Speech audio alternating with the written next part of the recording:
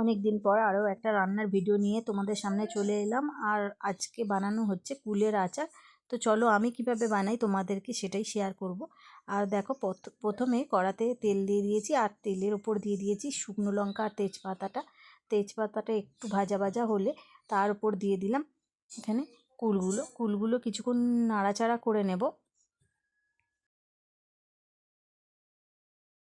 একটু সময় নিয়ে নাড়াচাড়াটা করব, কারণ এর মধ্যে যে জলের ভাবটা রয়েছে তো সেটা কমে আসবে, তো শুকনো শুকনো হয়ে যাবে। তারপর এরপরে আরও যা সব উপকরণ সেগুলো মেশানো হবে।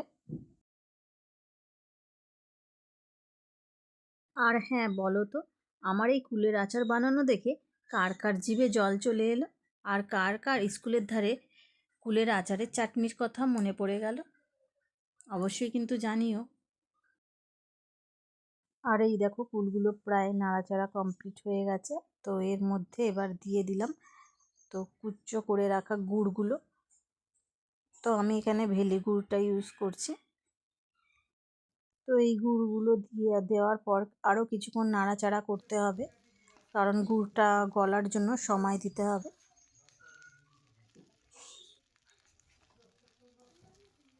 আর এই দেখো গুড়টা আমাদের গলে অনেকটা হয়ে গেছে। তো এখন এই গুড়টাকে আবার নাড়াচাড়া করতে হবে, করে কমাতে হবে। তো এখানে দেখো গুড়টা গলে অনেকটাই পাতলা পাতলা মতো হয়ে গেছে। তো এটাকেই আরও কমিয়ে আনতে হবে নাড়াচাড়া করে।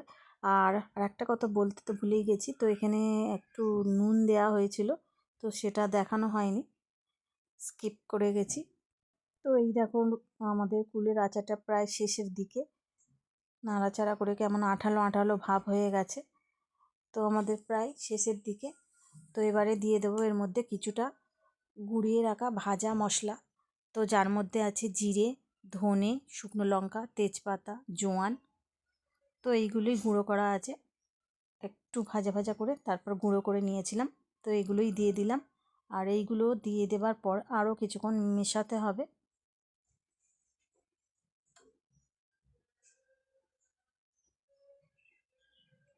তো তৈরি হয়ে গেল আমাদের কুলের আচার। তো এটাকে ঠান্ডা হলে বয়ামের ভেতরে রেখে দেব কিছুদিনের জন্য, যাতে এটা মজে যায়, আরও খেতে সুস্বাদু হয়। তো তৈরি হয়ে গেল আমাদের স্কুলের ধারে কুলের আচার চাটনি।